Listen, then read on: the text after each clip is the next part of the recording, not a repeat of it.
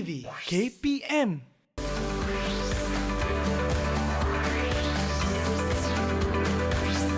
Didik TV KPM. Persaingan boleh berlaku dalam dunia haiwan dan tumbuhan.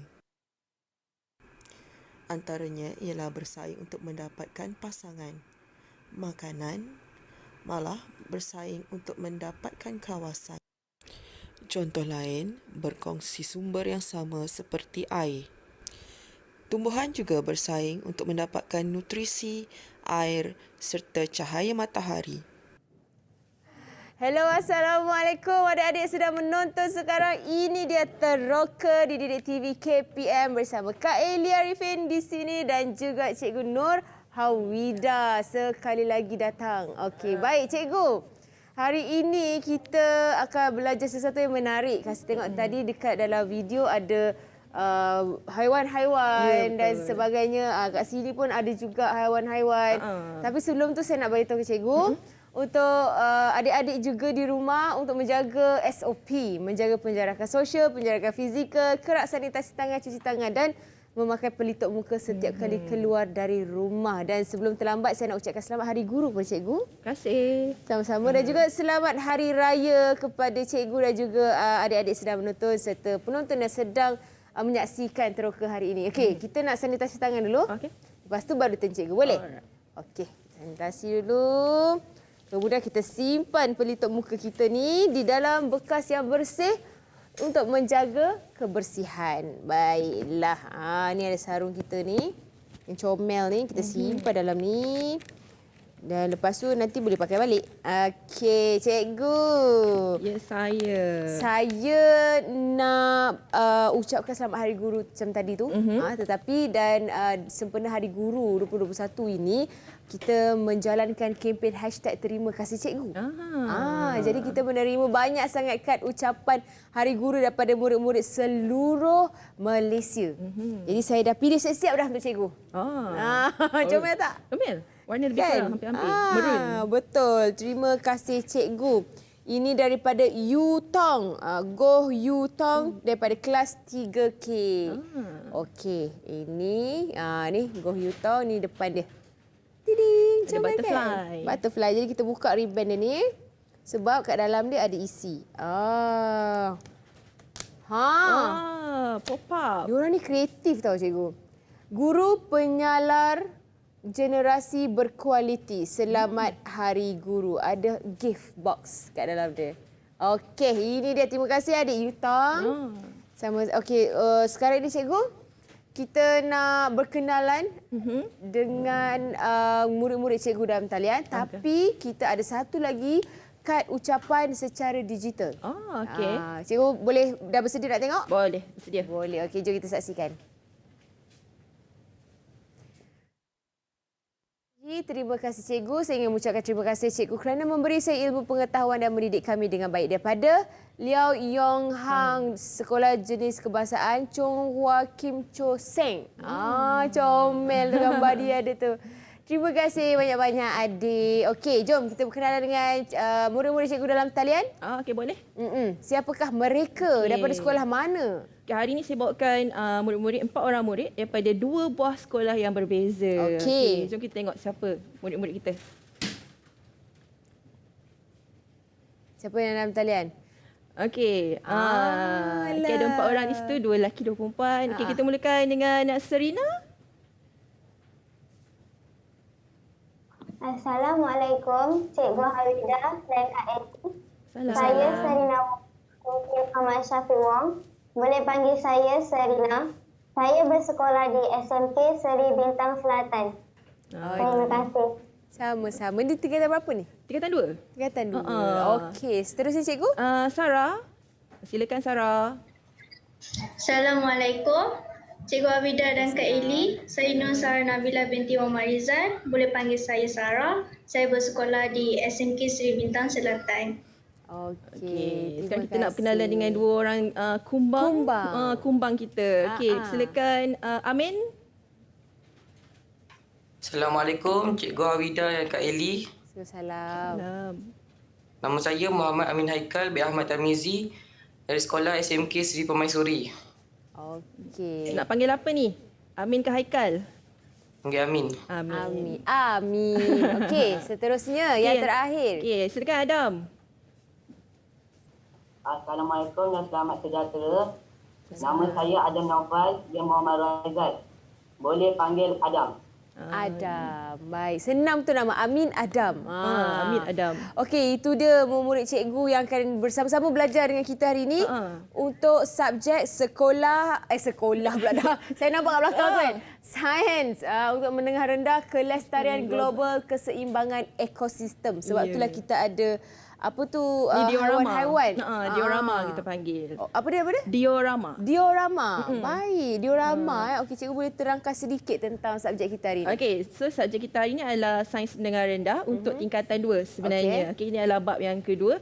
Jadi saya sediakan di sini ada 2 diorama. Yang pertama ini adalah diorama untuk ekosistem di savana. Contohnya padang Afrika lah. Okey. Contohnya di sini kan. Cikgu buat sendiri ke? Dengan bantuan anak-anak saya. Kreatif je. Okay. Dan ini adalah saya pinjam anak saya punya projek sekolah. Ini ekosistem dasar laut lah di sini. Okey. Okey, ekosistem dasar laut di sini. Okey, nampak. Ada sotong, ada penyu dekat situ. Ada penyu. Comelnya, ya Allah hai. Okey, baik. Itu hari ni yang kita belajar ada tumbuh-tumbuhan? Okey, tumbuhan ni pun antara yang ada dalam kita punya ekosistem. Okey, sebenarnya Ellie, kita ada satu video sebenarnya Ellie. Video ni adalah mengenai penyesuaian organisma dalam kehidupan. Okey. Kalau boleh kita nak play lah. Boleh. Jom kita saksikan video penyesuaian organisma dalam hidupan. Jom kita saksikan.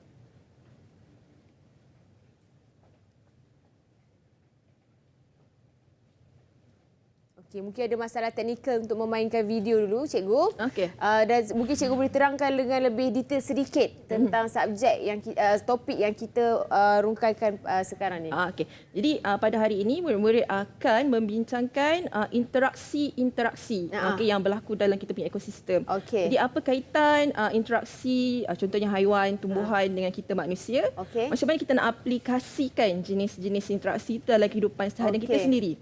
Okey, yang kedua kita nak kenal pasti ataupun kita nak ketahui apakah faktor-faktor yang akan menyebabkan populasi itu mengecil, populasi itu meningkat. Okey, dan apakah agensi-agensi yang kita perlu tahu untuk mengembalikan ataupun mengekalkan kesejahteraan ekosistem di Malaysia kita sendirilah khususnya.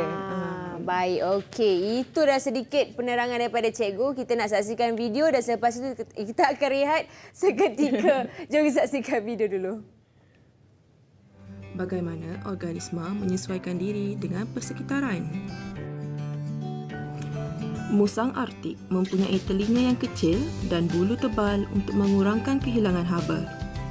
Beruang kutub dan juga penguin mempunyai bulu yang sangat tebal dan panjang serta mempunyai lapisan lemak yang tebal. Unta menyimpan lemak di dalam bonggol sebagai bekalan tenaga.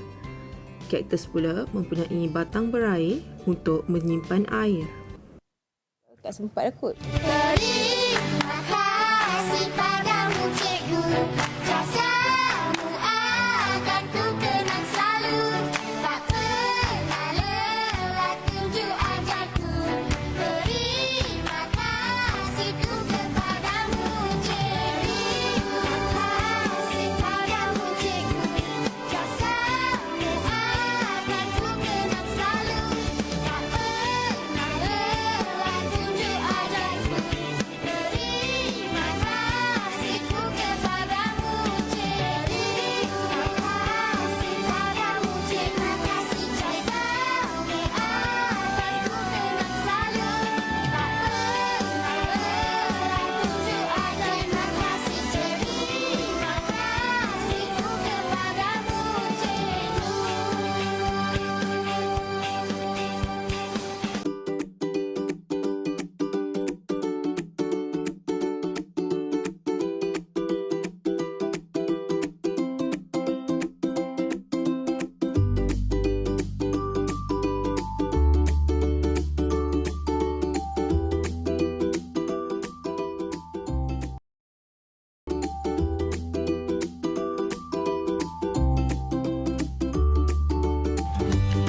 Tahukah anda, unta Bactrian memiliki 2 bonggol, manakala unta dromedary hanya mempunyai 1 bonggol sahaja.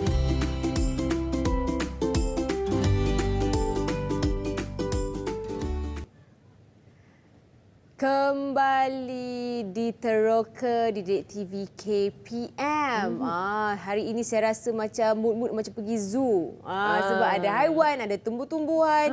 Yang kita akan belajar hari ini adalah kelestarian global keseimbangan ekosistem. Okey, Cikgu Nur Hawida masih bersama dengan kita dan juga guru-guru pula murid-murid dalam talian. Bulan puasa cikgu, banyak kali lah tersasul. Nak raya kan? Nak raya pula tu. Murid-murid dalam talian bersama dengan kita untuk belajar tentang subjek ini, topik ini. So mungkin cikgu boleh kongsikan sedikit apa yang kita akan teroka hari ini cikgu. Okey, jadi seperti yang saya dah beritahu sebelum ini, jadi kita akan teroka dunia haiwan dan juga dunia tumbuhan. Okey, melalui interaksi yang berlaku antara haiwan dan juga tumbuhan ataupun senang kata dalam ekosistem itu sendiri. Okey, baik. Okey, jadi tadi kita dah tengok, murid-murid dah tengok dah video VT tadi. Okey, so saya nak tanyalah.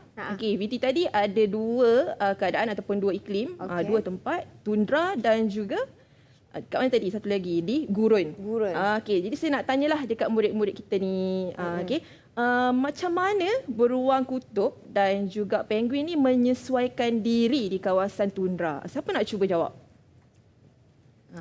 Siapa? Okey, Serina. Okey, silakan Serina. Kerana beruang kutub dan penguin mempunyai kulit yang kedap air, tebal dan didukung oleh lapisan lemak yang tebal di sebalik kulitnya. Okey, betul. Jadi beruang kutub dengan penguin ni dia punya bulu tebal sebenarnya. Walaupun tak nampak, penguin tak nampak bulu. Kan, tak nampak bulu dia kan. Tapi sebenarnya bulu tebal dan lapisan lemak dia juga tebal.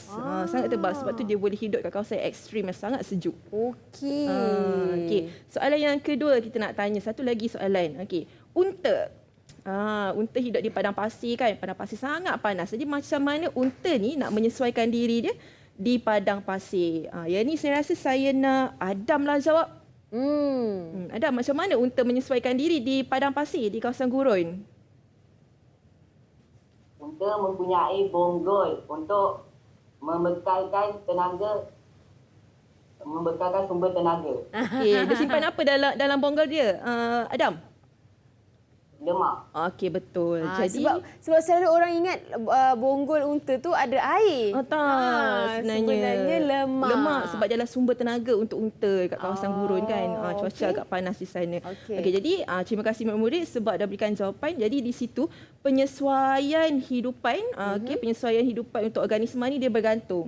Jadi unta tak boleh hidup dekat tundra. Beruang kutub tak boleh hidup dekat padang pasir sebab keadaan diri dia sendiri. Jadi kita dah pergi dekat kita punya penyesuaian. Kali ni kita nak masuk pula kepada jenis-jenis interaksi. Jadi kalau dalam Kamus Dewan edisi yang keempat, dia mengatakan bahawa interaksi ini adalah tindakan ataupun perhubungan aktif antara satu sama lain ataupun tindak balas antara 2 ataupun lebih. Jadi bila interaksi ni mesti 2 hala. Mesti 2 hala. Jadi dalam dunia haiwan juga ada interaksi. Dunia tumbuhan juga ada interaksi. Jom kita tengok slide ni. Interaksi antara organisma. Jadi interaksi antara organisma ni ada 3 jenis. Siapa boleh berikan saya jawapan apakah 3 jenis interaksi ini? Siapa boleh bagi jawapan? Siapa cikgu pilih lah. Siapa yang nak Amin jawab? lah. Amin lah. Amin. Dah pakai songkok tu. Handsome dah kat situ. Handsome dah nak beraya dah tu. Okey. Apakah jawapan dia, Amin? Interaksi antara organisma. Simbiosis. Mangsa-pemangsa. Persaingan.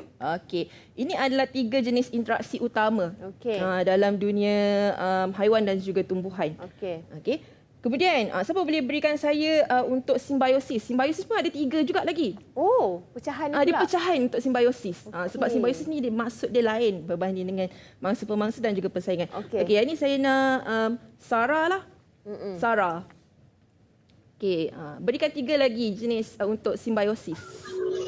mutualism, komensalism, parasitism. Okey, betul. Wow, Bagus. laju, lancar dia. Pandai. Okey, mutualism, commensalism dan juga parasitism. Jadi kita nak tengok apakah perbezaan antara kelima-lima jenis interaksi ini pada hari ini yang mana murid kita akan cuba teroka. Okey. Okey, jadi kita sebelum tu kita pergi dulu apa itu simbiosis sebenarnya? Apa maksud simbiosis? Okey. So ini adalah maksud simbiosis iaitu apabila dua atau lebih organisma berlainan spesies hidup bersama-sama dalam satu habitat dan berinteraksi antara satu sama lain. Jadi syarat dia mesti dua atau lebih. Okey. Macam kita lah bertepuk sebelah tangan tak jadi apa. Dekat sangat rasa. Dekat lagi tu. Akan datang. Okey, jadi itu adalah simbiosis. Okey, sekarang kita akan pergi ke kita punya papan ni. Okey. Jadi ini adalah antara contoh simbiosis. Jadi kita ada mutualism, kita ada commensalism dan juga parasitism. Okey, di sini. Okey, kita pergi kepada mutualism. Macam mana murid nak ingat? Kadang-kadang murid dia confuse tau, Ellie. Betul. Saya pun confuse juga. Dia confuse sebab apa? Istilah tu. Dekat-dekat kan. Macam parasitism ni mungkin zem-zem. Parasitism mungkin dia dah biasa dengar. Parasit. Tak ada masalah. Senang kan? Tahu. Okey, jadi mutualism dan juga commensalism tu. Okey, jadi sebelum tu, okey, untuk tajuk ni, untuk topik ini, subtopik ini, dia ada dua istilah lah sebenarnya yang kita kena faham. Okey, adakah interaksi itu mendatangkan keuntungan ataupun interaksi itu mendatangkan kemudaratan? Satu lagi sebenarnya, adakah interaksi itu akan tak ada apa-apa kesan pada organisma tersebut? Okey, jadi kita tengok yang pertama. Okey, saya beritahu macam mana cara saya nak ingat mutualism dan juga commensalism lah. Okey, kita satu Malaysia. Ada pelbagai bangsa. India, Cina, Iban, Kadazan. Melayu, Kadazan semua. Okey, tapi jadi kita ambil 3 je kaum. India, Melayu dan juga Cina. Mutu, Ali dan Meme. Mutu, Alis dan Meme. Jadi ada 3 bangsa di sini. Maksudnya apa? Bila dengar tu, semua dapat manfaat yang sama. So mutualism. Okey, contoh yang pertama kita ada buran dan juga kita ada ikan apa ni? Nemo. Kita semua sebut Nemo kan. Dia sebenarnya ada nama dia kan? Dia nama dia. Ikan badut sebenarnya. Clownfish. Clownfish. Okey. Jadi saya nak minta lah seorang untuk beritahu dekat saya macam mana jenis interaksi yang dikatakan mutualism di antara ikan badut dan juga buran. Siapa boleh berikan saya penerangan mengenai interaksi ini? Siapakah? Siapa nak cuba? Okey, silakan Amin. Buran memberikan perlindungan kepada ikan badut, manakala ikan badut memberikan makanan kepada buran. Okey, betul. Tepat sekali Amin dekat situ. Okey. Jadi kat sini apa yang akan berlaku adalah sebenarnya buran ni dia menyengat. Jadi dia menyengat. Jadi haiwan-haiwan lain, ikan-ikan lain kalau dia pergi dia akan kena sengat. Tapi istimewanya ikan badut ni, badan dia ni ada istimewa sikit lah. Mungkin ada lapisan istimewa yang menyebabkan kalau dia menyorok dalam buran ni pun dia tak kena sengat. Pelik juga sebab tu buran tu ada elektrik kan? Dia macam ada dia sengat-sengat. Renjatan sikit. Sengat-sengat sikit. Jadi apa yang akan berlaku adalah ikan badut ni akan bila dia makan, bila dia makan, apa yang akan berlaku? Dia makan, dia dapat perlindungan daripada buran, daripada pemangsa-pemangsa yang lain. Dia menyorok kat situ. Dan bila ikan badut ni makan, serpihan makanan akan keluar dalam air kan, bila dia keluar. Jadi bila keluar, buran ni akan dapat manfaat di situ, dapat makan. Jadi ada give and take lah kita kata kat situ. You scratch my back, I scratch your back. Gitu kan. Jadi di sini kedua-duanya akan mendapat keuntungan. Ni yang kita panggil mendapat keuntungan ataupun mendapat keuntungan ataupun manfaat lah. Mutualism lah. Mutualism lah. Win-win. Win-win situation.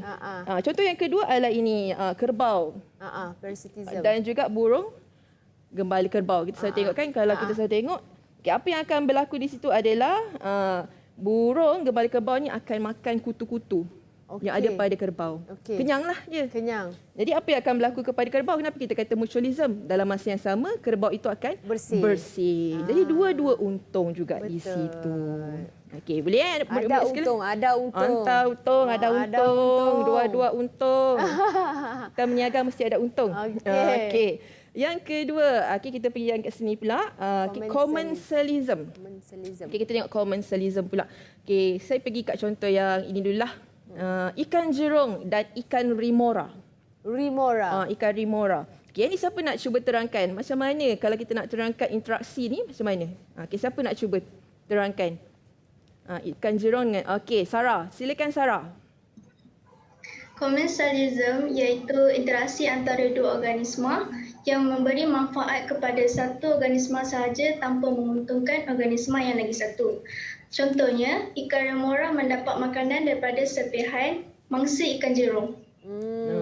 Okey, kat situ. Tumpanglah ni. Dia menumpang sahaja. Dia apa yang akan berlaku adalah ikan jerung ni kita panggil sebagai perumah. Okey. Host dia. Manakala ikan remora ni kita panggil sebagai commensal. Apa yang akan berlaku adalah ikan remora ni dia ada ciri istimewa tau kat atas kepala dia. Oh, okey. Kepala dia leper. Macam tapak kasut. Okey. Jadi apa yang akan berlaku adalah dia akan duduk je bawah ikan jerung ni. Ikut je mana ikan jerung tu pergi. Terlindung lah dia. Dia terlindung lah. Ikan jerung pun ikan jerung sedar akan kehadiran dia. Tapi macam tak boleh nak buat apa.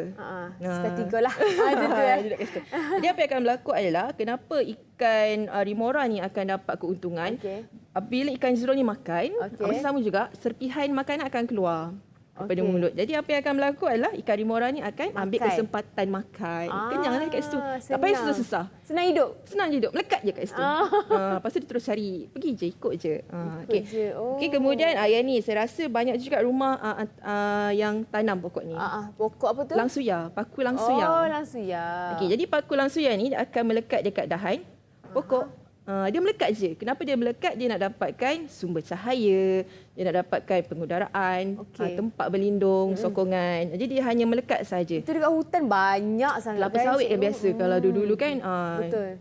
Jadi apa yang akan berlaku adalah pokok langsuya ni dia akan dapat untunglah di situ, perlindungan, sokongan. Tapi untuk dahan tu mati. Dia ada apa-apa? Tak ada. Dia tak mati? Dia tak mati. Sebab dia menumpang je. Orang kata menumpang je kat situ. Bagi makan, tempat tinggal. Free kan kat situ, percuma sahaja. Okey, jadi di situ. Okey, yang terakhir, parasitism. Jadi bila kita sebut parasit, negatif. Okey. Itu adalah benda yang negatif. Jadi bila benda yang negatif, apa yang akan berlaku? Contoh ini adalah bunga Rafflesia ataupun bunga pakma kan kat Malaysia. Ini adalah cacing pita. Cacing ke tu? Cacing. Cacing pita ni panjang tau. Dia boleh membesar sepanjang usus kita. Dan ini pula adalah kutu. Kan. Jadi contohlah meremang saya. Okay, contohlah kalau seseorang itu dalam usus dia ada cacing pita. Cacing pita ni dia nipis je. Cacing pita. Apa yang akan berlaku adalah dia akan melekat kat usus kita sebenarnya, Ellie. Bila dia melekat kat usus, apa yang akan berlaku adalah dia akan serap semua nutrien dan zat yang ada dalam tubuh badan seseorang itu. Jadi apa yang akan berlaku tu yang kadang-kadang kita tengok orang tu kurus, pucat sangat. Tapi dia kuat makan. Dia makan normal sahaja. Seronok tu cacing pita ni. Tadi kalau nak keluarkan dia sama ada ubat ataupun kalau teruk sangat mungkin pembedahan lah di situ. Kutu pun sama. Duduk atas kepala kita, duduk dekat haiwan-haiwan belaan kita. Dia pun sedut darah juga. Betul. Okay. Jadi Rafflesia ni pun sama juga. Dia akan hidup dekat batang pokok ataupun akar. Dan dia akan serap nutrien. Dia beza. Yang ni beza dengan yang ni. Itulah yang tu dia tak menjejaskan. Dia tak menjejaskan. Jadi dia sahaja akan mendapat keuntungan. Jadi perumah dia akan mendapat kerugian di situ. Okey, faham. Okey, boleh? Boleh sangat. Okey, 3 itu di situ. Dapat ilmu baru. Dapat ilmu baru di situ. Okey, terusnya cikgu. Okey, sekarang kita ada tayangan VT. Baik. Yang ini adalah persaingan. Nak tengok persaingan dalam dunia haiwan dan juga tumbuhan. Baiklah, jom kita saksikan video itu. Persaingan boleh berlaku dalam dunia haiwan dan tumbuhan. Antaranya ialah bersaing untuk mendapatkan pasangan, makanan, malah bersaing untuk mendapatkan kawasan. Contoh lain, berkongsi sumber yang sama seperti air. Tumbuhan juga bersaing untuk mendapatkan nutrisi, air serta cahaya matahari.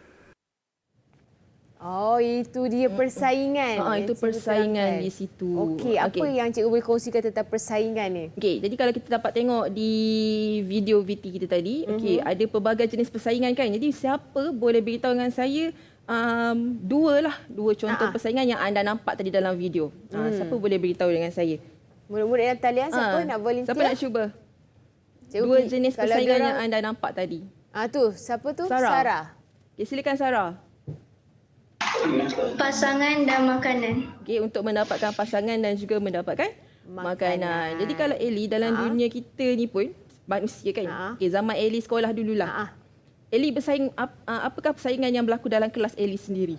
Ellie nak dapat apa daripada kawan-kawan? Untuk dapat high score lah. High score kan? nombor 1 kan. Betul kan? Kita nak bersaing dengan kawan-kawan kita. Kalau dalam bersukan pun kita akan bersaing untuk dapatkan johan, pingat emas. Betul. Dia sama juga dengan dunia haiwan.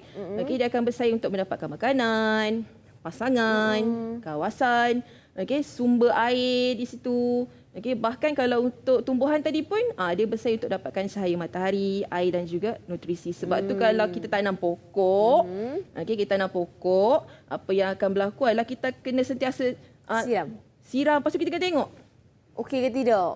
Okey ke tidak. Lepas tu dekat keliling tu, kat tanah tu kita tengok ada tak tumbuh rumput-rumput halus. Jadi bila tumbuh rumput-rumput yang di keliling yang bukan kita tanam, itu sebenarnya akan mendatangkan persaingan kepada tumbuhan yang kita tanam tadi. Jadi memang kena cabutlah. Betul. Sebab tu siapa yang tanam pokok kena rajin-rajin menggemburkan tanah, kita panggil. Menggemburkan tanah. Okey, cikgu, kita boleh tak tanya satu soalan dekat Adam? Saya kesian dia. Macam Adam. Okey, boleh Adam. Okey, apa soalan cikgu nak tanyakan kepada Adam? Adam. Saya nak tanya satu soalan lah. Okey. Sekejap. Boleh, cikgu boleh je. Cikgu reka petik je. Kita tengok balik sinilah. Okey Adam, kita tengok balik dekat kita punya gambar raja ni kan. Okey, boleh terangkan balik tak kat saya macam mana kutu ini kita katakan sebagai parasit? Adam. Kenapa dia parasit? Kenapa kita kata kutu tu parasit, Adam? Kutu menyerap darah daripada perumah. Daripada perumah. Betul dekat situ. Okey, baik. Itu jawapan daripada Adam dan menandakan kita kena rehat lagi sekali. Okey. Kita nak bagi orang kata nak absorb segala ilmu yang cikgu ajar ni tentang mutualism, commensalism, parasitism dalam simbiosis. Jadi kita kembali selepas ini di Teroka di Didik TV KPM. Guruku, saat aku baru mengenal aksara, kau pun ajari aku menghitung angka. Saat aku baru mengerti bahasa, kau pun ajari aku tentang logika. Saat dunia ditakluki virus tanpa jasad, tanpa rupa, tetapi belajar suluhan ilmu.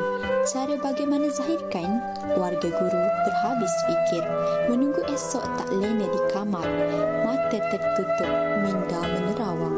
PDPR kini punca segala, isu berlegar-ligat di maya. Percuma dibahas para penonton, tetapi guru tetap semangat untuk mendidik sang murid penuh hemah, sehabis daya, sehabis fikir, demi memunculkan generasi berilmu, penawar hati ayah ibu. Selamat Hari Guru diucapkan buat semua warga pendidik. Terima kasih, cikgu.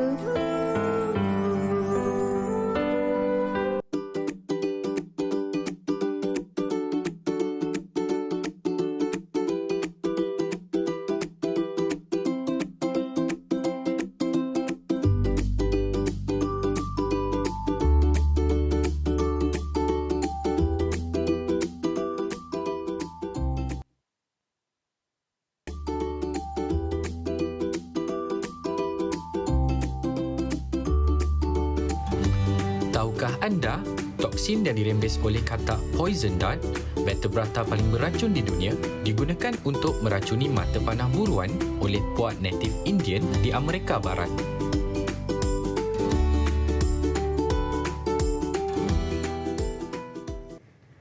Kembali di Teroka Didik TV KPM bersama Kak Eli dan juga Cikgu Nur Hawida. Baik, Cikgu. Tadi saya tengok video berkenaan dengan racun katak tu. Saya tengok dalam satu cerita Hollywood menggunakan anak panah, dia calik sikit dekat katak tu punya badan, ambil racun, dia terus panahkan. Betul. Dekat musuh dia. Oh, jadi itulah dia kataknya. Ya. Okey, baik cikgu. Sekarang ni kita nak sambung pembelajaran kita. Kita sambung satu lagi interaksi, iaitu mangsa pemangsa. Okey. Okey, jadi kita tengok gambar Raja dekat skrin kita ni. Okey, kita ada dua situasi. Okey, satu adalah seekor beruang. Kan beruang ni dia tunggu je kat situ. Ikan salmon. Ikan salmon ni dia melompat-lompat. Jadi dia tunggu je kat situ. Jadi itu satu. And then yang kedua adalah cheetah dan juga impala ataupun gazelle. Dia sedang cuba menerkam. Jadi ini adalah mangsa pemangsa. Okay, boleh tak murid saya ni, siapa-siapa sahaja, beritahu dengan saya yang mana satu adalah pemangsa? Cikgu, siapa nak volunteer tu cikgu dah pilih? Siapa nak cubalah kot? Ke Adam nak cuba? Adam, yang mana satu adalah pemangsa? Dua-dua gambar ni sekalilah. Okey, Adam. Pemangsa. Pemangsa beruang dengan cheetah. Okey, betul. Bagus, Adam. Kenapa ada buat muka terkejut? Dia jawab macam terkejut. Okey, jadi di sini betul. Okey, maka beruang dan juga cheetah merupakan pemangsa. Pemangsa ni adalah yang memburu. Okey, jadi yang diburu, yang dimakan, kita panggil mangsa. Sebab tu dalam bahasa Inggeris prey predator. Mangsa pemangsa di situ. Jadi ini yang berlaku. Okey, seterusnya kita akan pergi kepada mengapa boleh berlakunya interaksi ini. Jadi macam mana kita nak kaitkan? Kita pergi kat board kita. Baik. Okey, kita pergi kat board kita. Jadi di sini kita ada kawalan biologi. Apa yang dimaksudkan dengan kawalan biologi? Kita nak tengok apa kaitan dengan tadi yang baru je kita belajar tadi. Okey, jadi dia kata kat sini satu kaedah yang mana kita akan gunakan pemangsa semula jadi. Contohnya pemangsa semula jadi, parasit ataupun patogen. Okey. Macam sekarang lah kita sedang melawan COVID-19. Kita gunakan patogen di situ. Okey, untuk mengurangkan bilangan haiwan perosak dalam satu kawasan. Okey, jadi kita tengok situasi. Okay, kita ada satu situasi di sini. Jadi kita main peranan lah. Okey, murid saya ni akan jadi seorang peladang yang berjaya. Wow. Okey, jadi anda ada ladang kelapa sawit. Okey. Masalahnya di sini ialah kehadiran tikus. Itu yang menjadi masalah kepada kita punya peladang-peladang sebenarnya, antara masalah. Jadi haiwan perosaknya adalah tikus. Jadi macam mana cara kita nak bantras tikus ni? Macam mana kita nak bantras tikus ni? Siapa boleh bagi jawapan? Siapa? Amin lah. Okey, Amin. Macam mana kita nak bantras tikus ni? Macam mana nak hapuskan tikus ni? Menggunakan burung hantu. Menggunakan burung hantu. Jadi para peladang, para petani boleh menggunakan burung hantu. Disebabkan tikus ini biasa akan keluar pada waktu malam. Sebab siang ada orang. Okay. Jadi sebab tu kita gunakan burung hantu. Saya tengok Amin punya langsir belakang tu kan. Dah macam ekosistem dah. Betul kan? Masuk dengan kita punya tajuk hari ni. Sesuai sangat. Okey, baik. Seterusnya gambar sebelah tu. Gambar sebelah ni, yang ni biasa kalau kita tanam pokok-pokok tanaman dekat rumah, contoh pokok cili lah. Ada serangga-serangga halus. Dia halus je. Oh, tu serangga ke tu? Serangga. Macam kulat dekat situ. Nampak macam kulat kan, tapi dia serangga dia. Kita panggil dia afid. Afid. A-F-I-D. Afid. Nama orang. Bukan, itu afid. Dekat situ kan. Afid. Okey. Jadi macam mana kita nak bantras afid ni pula? Okey, yang ni saya nak minta ni wanita, ada perempuan, ada seorang ni yang Serina. Tu dia angkat tangan. Macam mana Serina kita nak bantras afid ni? Dengan menggunakan kumbang kura-kura. Dengan menggunakan kumbang kura-kura. Apa itu kumbang kura-kura? Ladybug kita selalu sebut. Ladybird. Okey, jadi ladybird ni dia akan makanlah afid-afid yang ada pada kita punya tumbuhan. Jadi ladybird ni bukanlah apa orang kata parasitism ke atau bukan. Tapi nanti kita akan tengok satu situasi yang mana dia akan menjadi watak sebaliknya. Oh, wow. Dia ada dua watak? Dia ada dua watak. Okay. Tapi ini dia seekor-seekor. Jadi watak dia lain. Okey, bila jadi banyak dengan kawan-kawan, dengan geng apa jadi pula. Okey. Jadi kita nak teruskan lagi. Okey, so pemangsa dah settle. Kawalan biologi pun dah settle. Sekarang ini Kita akan cerita tentang kesan. Watak-watak. Watak-watak tu belum lagi. Belum lagi. Kesan. Okey, kesan-kesan. Jadi apa kata, ada satu lagi VT yang saya dah sediakan. Okey, boleh kita tengok? Jom kita saksikan kesan. video untuk kesan. Kesan. Okey, jom.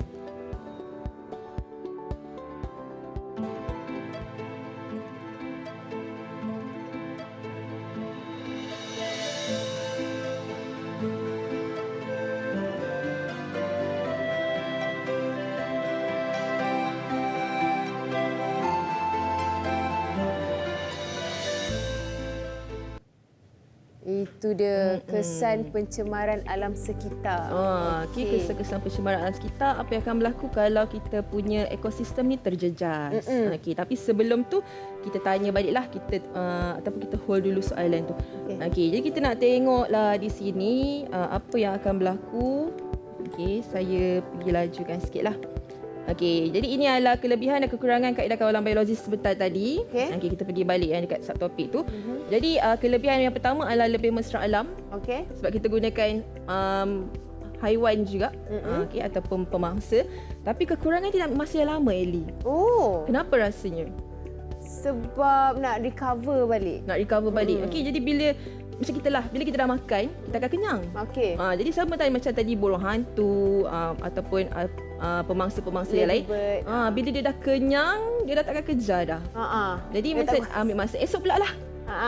Esok pula lah. Itu dia punya kelemahan. Jadi kita tanya dengan kita punya murid-murid, anak-anak kita kat rumah. Okey, apa lagi kelebihan dan kekurangan yang lain yang ada pada kawalan biologi ni? Okey, yang ni Adam. Saya minta Adam lah sebab dia punya background cantik kan. Kelebihan kawalan biologi, kos menjimatkan kos pertanian. Okey, menjimatkan kos pertanian. Keseimbangan ekosistem mungkin terganggu. Okey, betul dekat situ. Good. Jadi dia lebih murah sebenarnya kos dia. Okey, dan satu lagi dia tidak akan menjejaskan kesihatan manusia sebab kita tak gunakan pestiside ataupun racun serangga. Okey, kekurangan dia keseimbangan ekosistem mungkin akan terganggu sekiranya pemangsa ini dah ambil alih kawasan tu.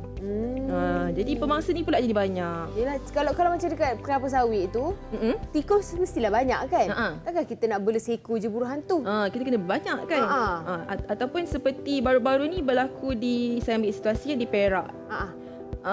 Ternakan ikan, saya tak ingat ikan apa, tapi ikan itu merupakan pemangsa. Dan ikan tu terlepas akibat banjir. Jadi apa yang akan berlaku adalah ekosistem di situ sudah terganggu sebab ikan ni dia makan ikan-ikan kecil yang lain di kawasan tersebut. Jadi dalam masa yang sama dah jejaskan pendapatan nelayan kecil dekat situ. Betul. Okey, di situ. Okey. So kita akan teruskan, tadi kita dah tengok VT mengenai kesan kan, mengenai kesan apa yang akan berlaku sekiranya ekosistem kita ini terganggu. Okey, penebangan pokok, lagi apa? Pencemaran udara, pencemaran sungai. Jadi apa yang akan berlaku? Okey, ini adalah faktor-faktor yang akan mempengaruhi saiz populasi dalam satu ekosistem. Pertama sekali kehadiran mangsa seperti yang kita bincang tadi lah. Okey, ini contoh di Afrika lah. Okey, bila singa dah makan kuda belang, jadi bilangan kuda belang akan berkurangan. Kemudian kita ada serangan penyakit. Yang ni pernah berlaku. Saya tak ingat tahun bila, waktu tu saya belajar lagi.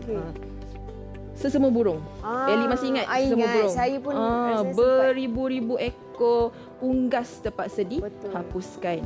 Akibat serangan penyakit ini. Kesian. Masa tu pun kita nak makan ayam pun macam ragu-ragu kan Ellie? Takut terkena efek. Efek kan? Okey, semua makanan gagak.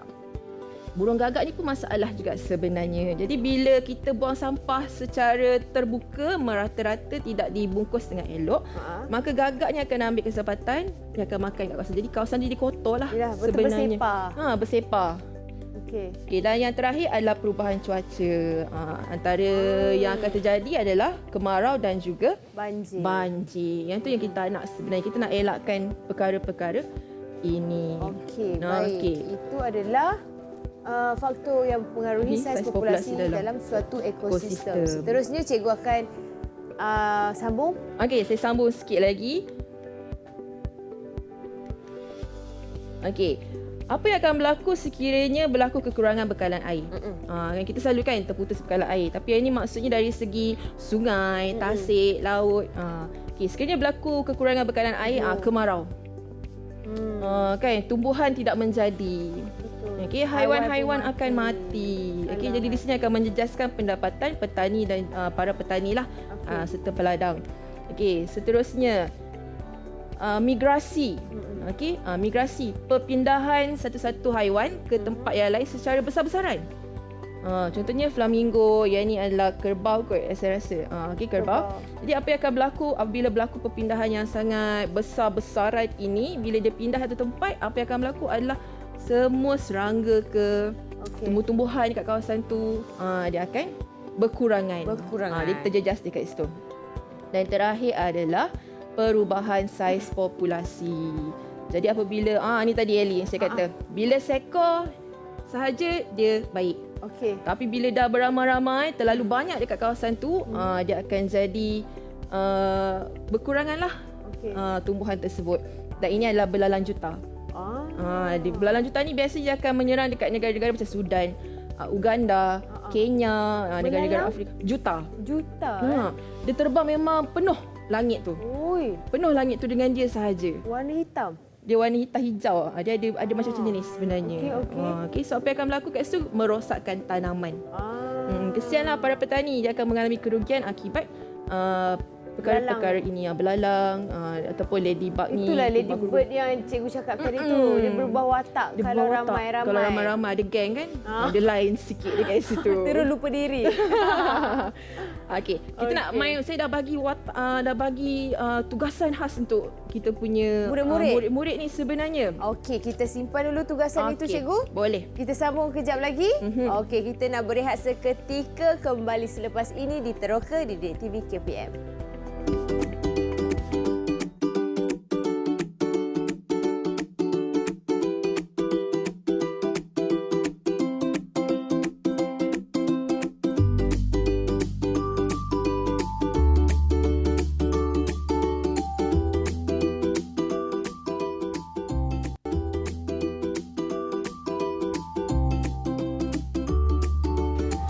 Tahukah anda, terowong smart mempunyai dua fungsi, iaitu sebagai jalan alternatif ke ibu negara dan untuk mengalirkan air banjir ketika berlaku hujan lebat.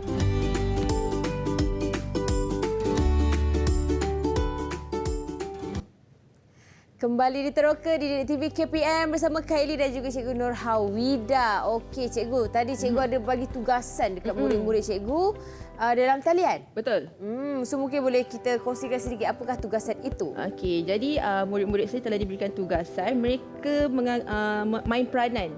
Okey, jadi anak-anak murid saya ni saya dah assign tugaskan sebagai pegawai di jabatan-jabatan ataupun agensi-agensi yang berkaitan dengan ekosistem di Malaysia. Alam sekitar lah. Mengenai alam sekitar lah sebenarnya.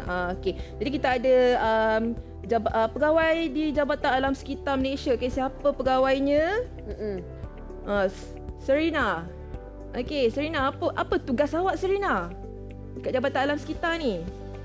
Mentadbir isu-isu berkaitan dengan alam sekitar dan memantau pengawasan aktiviti berkaitan flora dan fauna. Contohnya pencemaran sungai dan penerbangan secara haram. Okey, terbaiklah pegawai. Dekat situ. Okey, seterusnya kita ada pegawai di Jabatan Perhutanan Semenanjung. Dipersilakan Encik Amin. Apa tugas anda Encik Amin? Tanggungjawab kepada pengurusan perancangan, perlindungan dan pembangunan kawasan hutan simpan kekal. Okey, jadi hutan simpan kekal di bawah keseliaan Jabatan Perhutanan. Okey, seterusnya Persatuan Pecinta Alam. Sarah, apa tugas anda Sarah? Memastikan alam sekitar sentiasa terjaga dan terjamin daripada dimusnahkan atau dirosakkan oleh orang yang tidak bertanggungjawab. Betul, kita kena jadi orang yang bertanggungjawab sebenarnya terhadap alam sekitar. Dan yang terakhir, kita ada Jabatan Perhilitan. Dipersilakan Adam. Tugas memantau dan menilai pelaksanaan program serta aktiviti pengurusan kawasan-kawasan perlindungan jabatan. Dan melaksanakan program dan aktiviti bagi obligasi negara di peringkat antarabangsa. Okey. Jadi pelita ni lah yang kita akan panggil kadang-kadang kalau ada jumpa ular ke biawak ke tak tahu nak kita tak boleh buang kan, yang liar lah. Jadi kita biasanya akan dapatkan bantuan perhilitan lah. Kadang-kadang tapir sesat masuk rumah. Pernah jadi kes tu. Jadi kes tu. Jadi itulah tugas perhilitan. Baiklah, cikgu boleh buat rumusan untuk pembelajaran kita hari ini. Jadi pada hari ini murid-murid kita dah belajar jenis-jenis interaksi, ada 5 tadi. Okey, iaitu parasitism, mutualism, commensalism, pemangsa-pemangsa dan juga lagi persaingan. Okey, diharap murid-murid dapat membezakan antara kelima-lima jenis interaksi tersebut. Seterusnya, murid-murid sepatutnya dah tahulah macam mana kita sebagai manusia yang bertanggungjawab hendak melindungi alam sekitar kita, memelihara dan memelihara. Jadi, kita kena penguatkuasaan undang-undang. Jadi, kita kena patuhi undang-undang. Okey. Jadi yang kedua, kita boleh gunakan kaedah kawalan biologi lah. Untuk mengekalkan keseimbangan ekosistem kita, kelestarian global. Okey, macam mana nak tingkatkan kesedaran orang ramai? Banyak sebenarnya iklan-iklan di media massa, di TV, di sosial media, di surat khabar, majalah sebenarnya. Dan yang terakhir ni yang penting, mengamalkan 5R. Dulu 3R. Sekarang dah 5R tambah 2 lagi R.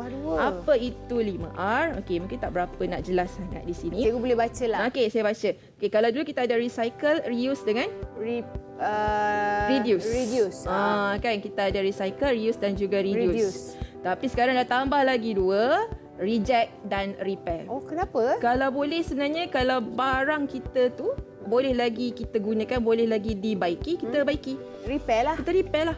Dan reject ni kita sisihkan mana yang kita tak nak, kita lupuskan dengan cara yang betul. Yang tak berguna dah. Betul. Okay. Terima kasih banyak-banyak cikgu dan juga murid-murid dalam talian, terutamanya untuk pembelajaran kita pada hari ini. Jadi sebab kita lagi 2 hari nak sambut perayaan Hari Raya ke cikgu kan? Ya Allah, sedar tak sedar. Dah sekejap je. Okey, cikgu mungkin boleh nak sampaikan ucapan raya kepada penonton. Okey, kepada semua murid-murid di seluruh Malaysia khususnya, saya nak ucapkan selamat Hari Raya. Okey, kita beraya dalam norma baharu buat kali yang kedua. Ingat jaga SOP, jaga penjarakan. Okey, bersama-sama kita beraya dengan keluarga kita. Biarpun kita tak beraya pergi ke rumah orang lain, kita beraya juga di rumah dengan norma baru lah. Norma baru dengan gembira juga. Jangan rasa sedih-sedih. Yang penting positif sentiasa. Baik, cikgu, terima kasih di atas pembelajaran, perkongsian ilmu walaupun hari ini hari jadi suami cikgu.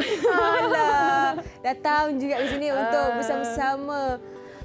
Dan juga yelah, orang kata kongsi kan juga kan ilmu dengan kita semua. Happy birthday kepada suami cikgu. Happy birthday.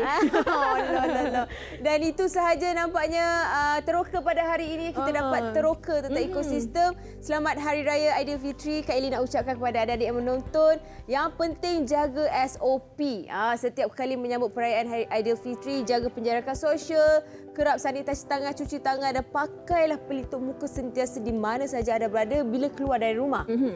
Dan jaga simpan pelitup muka tu bila nak buka, nak makan ke ataupun dan sebagainya lah. Baik, okey, kita nak lambat-lambat kepada penonton pada sekarang ini. Saya terkejut ni. Okey, sampai jumpa lagi. Assalamualaikum. Bye. Adik-adik boleh lambat-lambat.